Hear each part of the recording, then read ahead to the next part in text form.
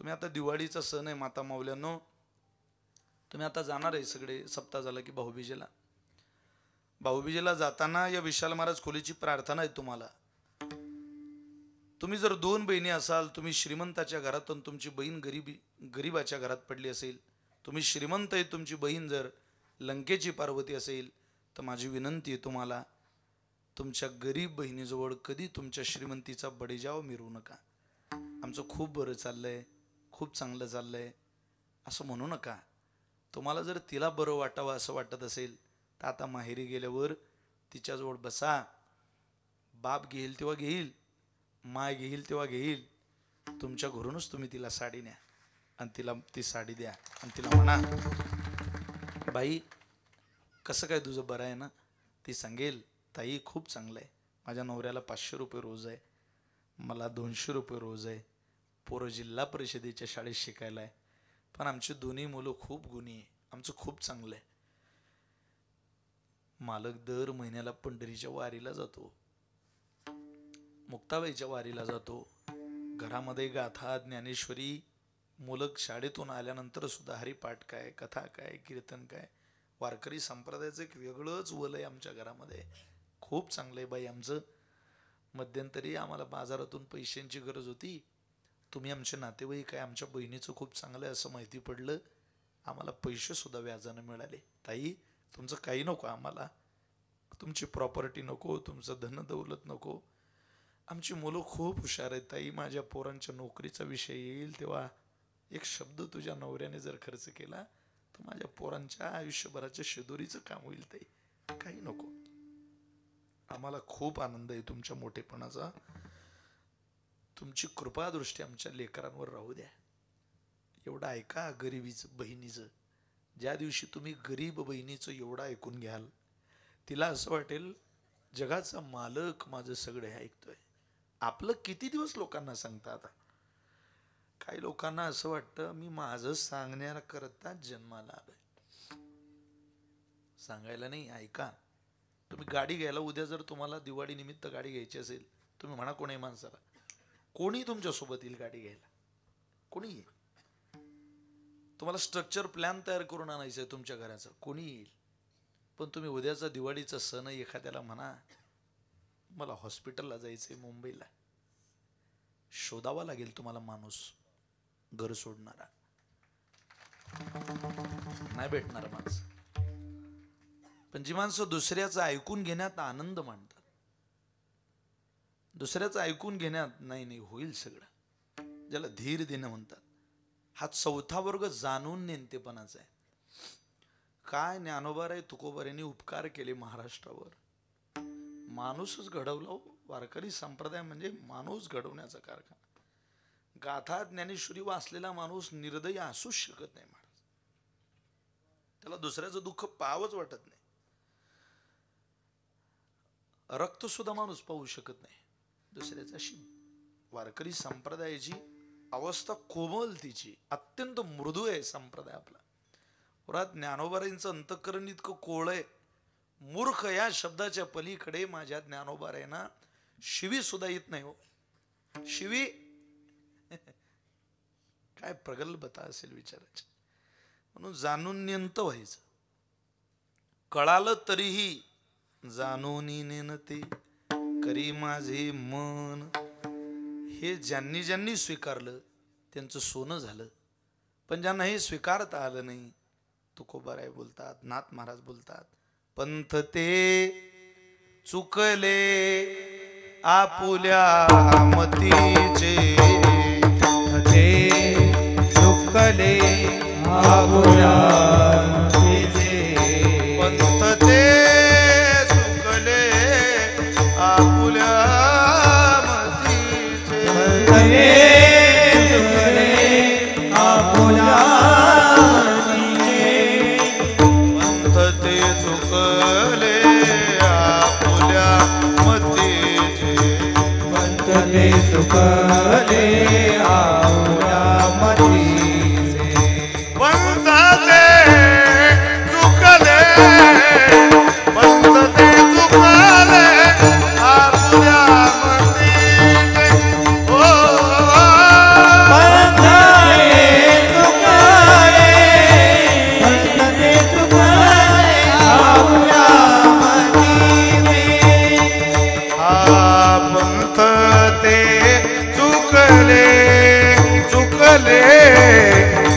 आपुल्या मतीचे मतीचे पंथले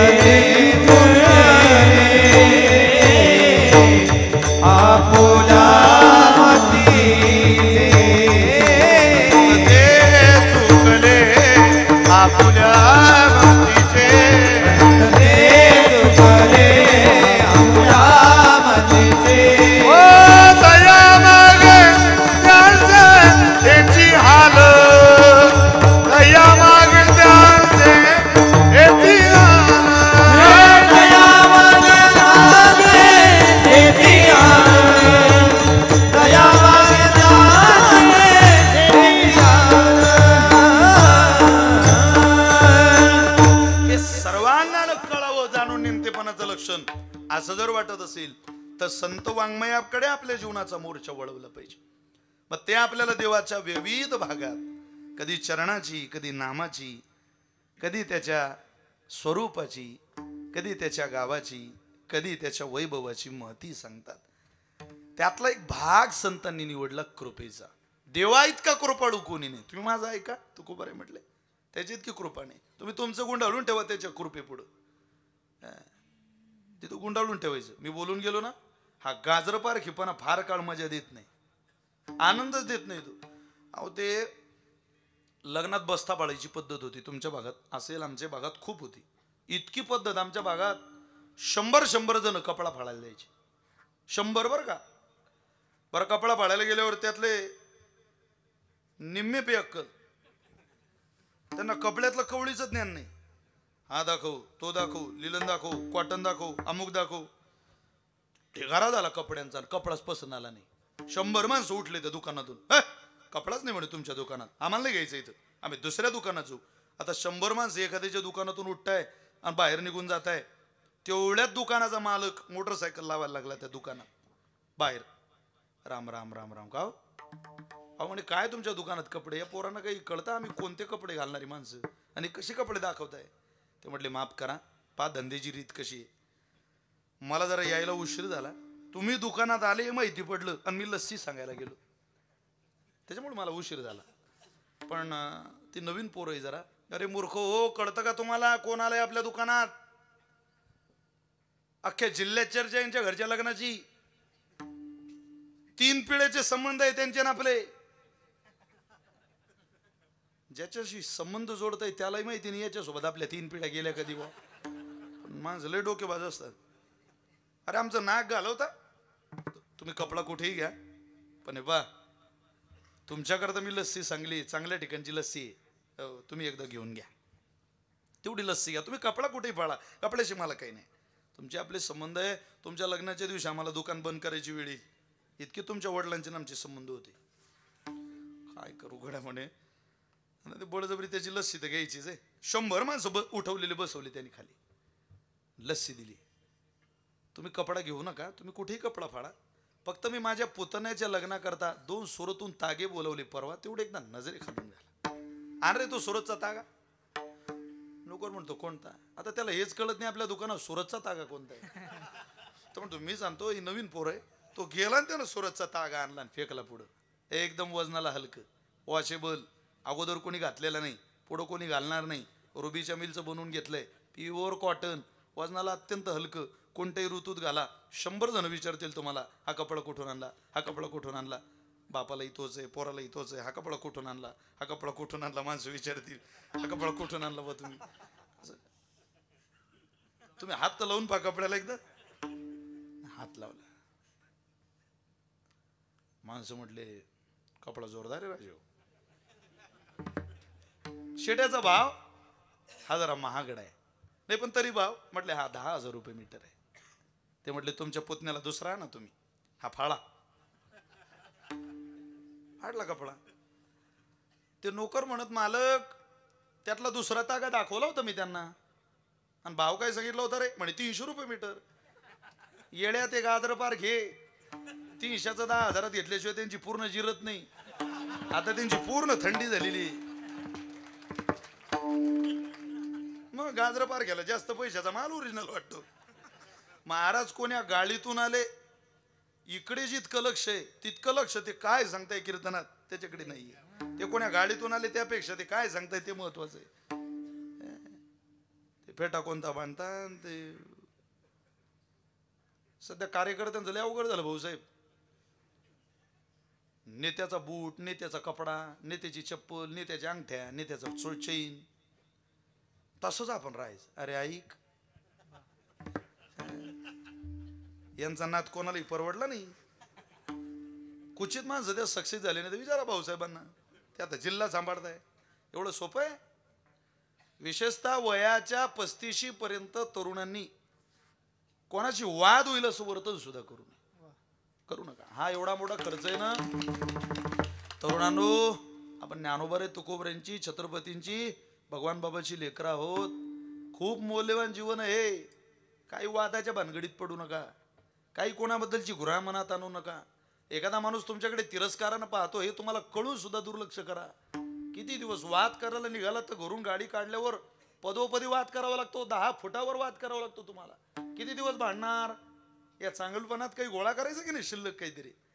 उलट भांडणारी माणसं भेटले की आपलं मजबूत करायचं. स्थैर्य कधी ढकलू द्यायचं, अधिक मजबूत व्हायचं. ही अधिक घट्ट झालेली मजबूती आपल्याला पुढं जगायला बळ देते. त्यामुळं संत कृपेचं महिमान हेच आहे की सर्वांगानं ते माणसाला माणूस बनवतात. आणि मग त्याला वाटतं नाही नाही आता मला देव कळायला पाहिजे गड्या. आता वाटतंय ना तुला देव कळायला पाहिजे. मग माझा ऐक. कृपावंत किती दीन बहु आवडती. तो कृपावंत आहे.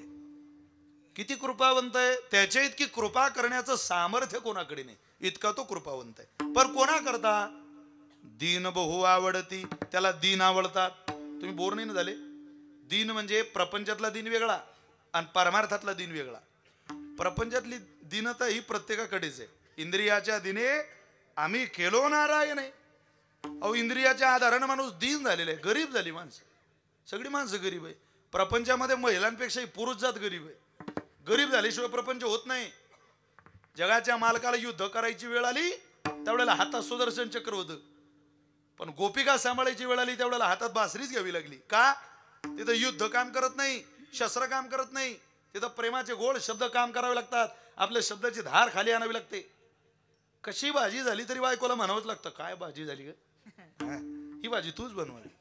मी एका कीर्तनात सांगितलं, म्हटलं बायकोच्या भाजीचं कौतुक केलं पाहिजे माणसानं. माणूस तितक्या रात्री घरी गेला 7 ते 9 कीर्तन त्याचं जेवण बाकी होतं.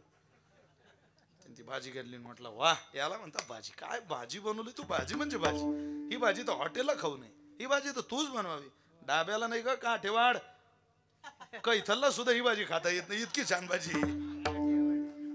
ही भाजी तूच बनवावी. काय भाजी काय तुझ्या हाताला चव आहे.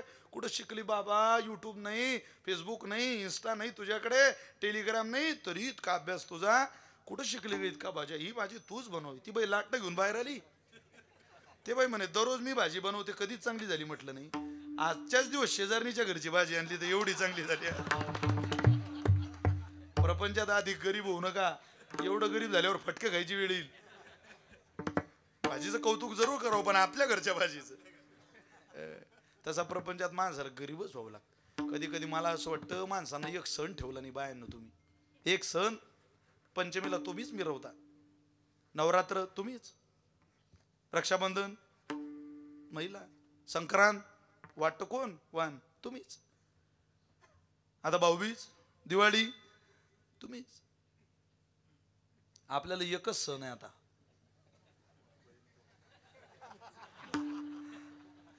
बॉम्बलायला शिमगा. तेवढं फक्त बॉम्बलायचा आरोडी द्यायची आपली. त्या सणानं आपल्या इज्जतीचं रक्षण केलंय. आता नाही तर आपल्या हाताला काही नाही. इतका गरीब आहे माणूस. तुम्ही बस स्टँडवर जाणारा नवरा पा. आता एखाद्या बाईला जर गाडीत बसून द्यायचंय ना, दिवाळीला सोडून द्यायचंय, त्याला पहा तुम्ही. अरे बापरे भारीच भारी बॅग. कोणाकडे माहेरी कोण जात आहे. बॅग कोणाकडे. तुम्ही ब्रह्मचारी काय. बोला ना असं एकदम नवीन सारखं काय. मी त्यातलाच माणूस आहे. हे सहनच करावं लागतं तर हे प्रपंचात पडायचं. ओखळात जायचं असेल तर फटके खायची लाज काय. प्रपंच इंद्राचा असू दे नाही तो उंदराचा, तो सारखाच आहे. या जगात 100 पैकी 100 गुण कोणाच्याच बायकोनं कोणाला दिले नाही. दिलं नाही. माळी साहेब तुम्ही हसताय म्हणजे पटलं तुम्हाला माझं. ते पाटबंधारी विभागात नोकरीला आपण 100 पैकी 100 गुण नाही. दिवसभर सरकारी, रात्री वारकरी. जे माळी साहेब प्रपंचच तसा आहे. अहो नुसतं निघाली तरी बाई भारी भारी बॅग नवऱ्याकडं, एवढी बॅग घेऊन त्याला गाडीची शोधाशोध करावी लागते. हिच्या माहेराला जाण्याची गाडी कोणती व कोणती व कोणती व, गाडी शोधायचं काम त्याच्याकडं, गाडी जागा मिळवायचं काम त्याच्याकडं. कधी रुमाल फेक, कधी मागून चढ, कधी पुढून चढ. अरे बापरे, आटापिटा. ती बाई एकदम रिलॅक्स बस स्टँडला. बरं एवढे कष्ट करूनही समजा जागा सापडली आणि एकच सापडली, कोण बसते हो? समजा 2 जागा सापडल्या तरी खिडकीकडची बाजू कोणाची असते खरं सांगा? तिकीट कोणी काढायचं? नवऱ्याने. पैसे कोणी द्यायचे? नवऱ्याने. रस्त्याने पॉपकॉर्न काय, कुरकुरे काय, थम्सअप काय, लिमका काय, कोका कोला काय, आईस्क्रीम काय, सगळं नवऱ्याने. मग गावाला जायचं, तिकडे 2-4 दिवस राहायचं. मालकाला तिने आग्रह केला, बा तुम्हाला कोणी नाही, तुम्ही थांबा. तिकडून यायचं. तिकडून येताना 2 प्रकारचा बदल असतो. तुम्ही जर तिला आपल्या नातेवाईकांमध्ये घेऊन गेलात तर आपले नातेवाईक तिच्यासोबत किती चुकीचं वागले ते ऐकत ऐकत घरी यायचं. आणि तिला जर तिच्या नातेवाईकांमध्ये घेऊन गेलात तर तिच्या नातेवाईकांच्या घरी आपण किती तिथं चुकीचं वागलो ते ऐकत ऐकत घरी यायचं. बॅग घरात ठेवता बरोबर बायको म्हणते कोणाची, इथून पुढे तुमच्यासोबत कुठेच येणार नाही. प्रपंचात गरीबी सहन करावी लागते महाराज. गरीब व्हावं लागतं माणसाला, गरीब. त्याशिवाय प्रपंच पूर्ण तिला जात नाही. पण हा प्रपंचातला दिन नाही सांगत तो कोबर आहे. इथं व्यवहारातल्या दिनाचा संबंध नाही, पारमार्थिक क्षेत्रातला एक दिन आहे. त्या दिनाचे काही प्रमाण म्हणून दाखवतो तुम्हाला. काय दिनाची वचन आहे गाथेमध्ये?